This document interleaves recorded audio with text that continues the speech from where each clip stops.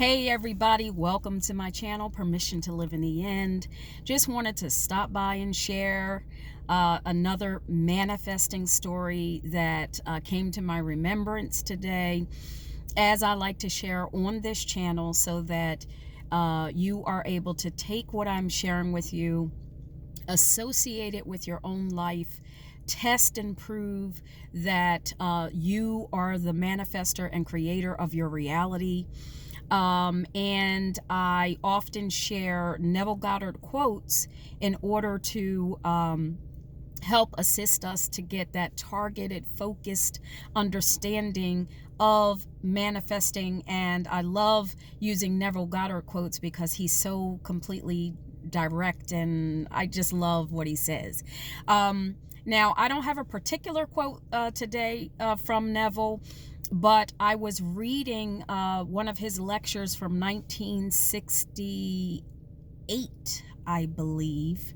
Either 1963 or 1968. Please forgive me. You can forgive sin.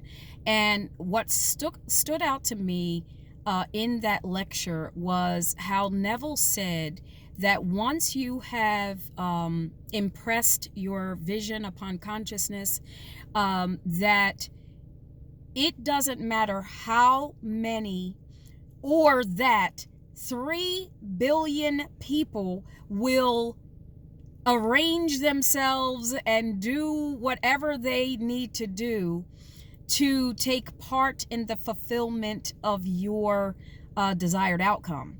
And it's not said just like that, but what he was saying was that it doesn't matter how many people on the planet that it takes to play their role and play their part in helping you to fulfill your creation, your reality, your vision. That is what's going to happen in order for you to fulfill your vision. And as I was thinking upon that and saying, oh my goodness, that means there's no excuse, there's nothing that I can come up with that would cause what I desire to have. There's nothing that I can come up with that would say otherwise or be other than what he was talking about in that particular lecture.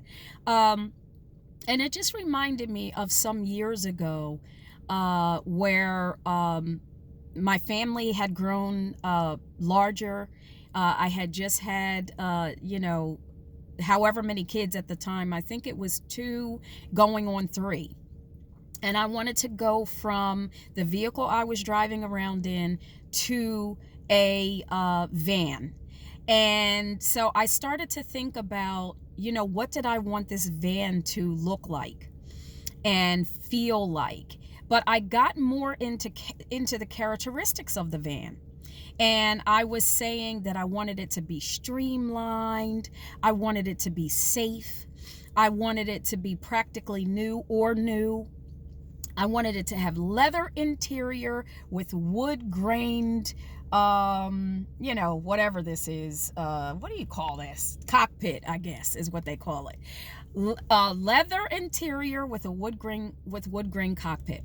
Well, around this same time that I was coming together with my children, we would come together and we would hold hands. And at that time, I would have considered it prayer. But in this, as time has gone on, I would say that I was utilizing what I'll call the art of prayer, because I wasn't standing outside of what I wanted. I would go into the characteristics of what I wanted to be driving around in. So I had all the detail, that I wanted. And so around that time, I was also going to be moving from the apartment I was in to the townhome that I'm currently in, actually. And so I knew that I couldn't, mess with my credit or anything like that, because the process, the systems that are in place, if you're moving or if you're getting a mortgage and all this, you don't want to have your credit being ran and stuff like that. It'll apparently mess with your credit. So I didn't want to do anything like that, but I had it with my vehicle at that time. And my vehicle was, cutting off sometimes. It just was not reliable. And I couldn't have that because I was, I had my family, I had my children. So anyway, the day that we moved into my townhome, and I don't know if I shared this story before, so please forgive me if I did, but the day we moved into my new townhome, I had the car, and myself and my kids were, myself and the children, we came to the townhome to open it up and, open the doors and all of that, do some cleaning, all of this stuff, while my husband had the U-Haul truck. Right when I pulled into the driveway of my townhome, right into the parking spot, guys, right in the parking spot, my vehicle cut off. Okay? My vehicle cuts off in the parking spot. It was like in the spot, right? I'm like, it's time for my van, right? I go into the house where we have not even moved in. I told my husband had the U-Haul, y'all. I go into the house. I'm like, that's it. Now, I had in the meantime, after doing all the description that I was feeling on the inside of myself, I had, I think a week before or so, maybe 2 weeks before, I had opened the newspaper, this was years ago, opened the newspaper, and I had gone right to this white van that I didn't see what the interior was like of the van, but the pricing was right, all of this. And I was like, I want that van right there. It fit, as much of the description as I had, come up with at that time. So when I pull into the spot, go into the house, I'm like, I'm getting this van. Now, at this time, on this particular day, I had $500 that I could put down only. Period. That was it. Everything else was tied up into what we were doing at the time. I was like, I got $500. I'm calling, whoever the dealership was. I don't want to say any names because I don't know if you're allowed to do that or not. But anyway, called the dealership. And actually, I had called my girlfriend, my best friend, and I said, I'm going to be getting a vehicle today. And she said, you're going to rent a vehicle? Because I told her what happened.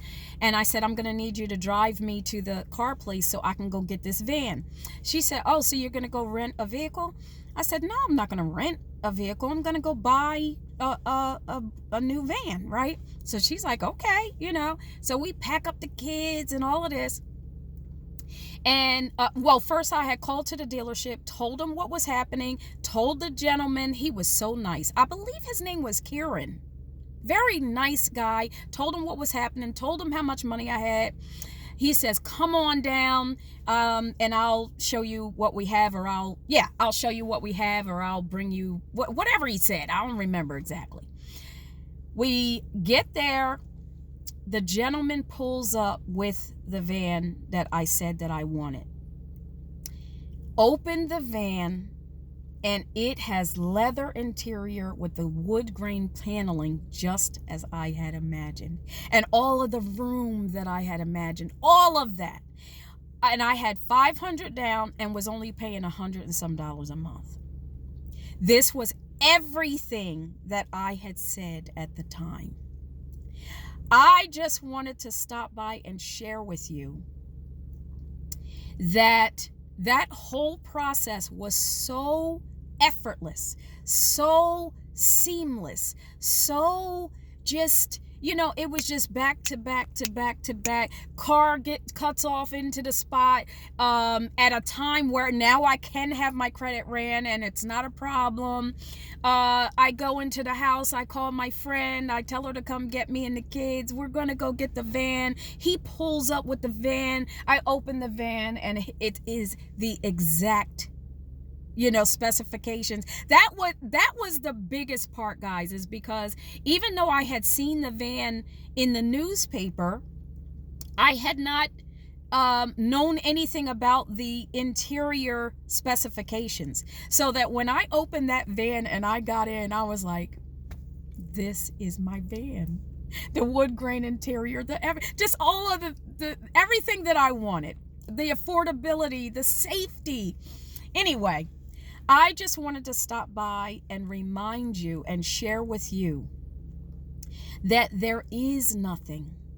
And I'm still on this journey with you, the journey of testing and proving, the journey of allowing what I once perceived as huge, dreams and visions and all of that. I don't feel that way anymore.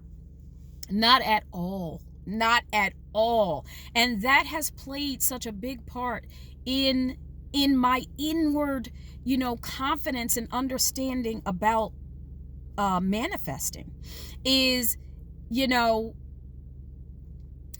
in the testing. It's in the testing, in the applying, in the experience that you are growing knowledgeable about who you are as God, as the creator, as the one, as the I am, who declares and commands something to be, and so it is. I thank you for stopping by and watching the video.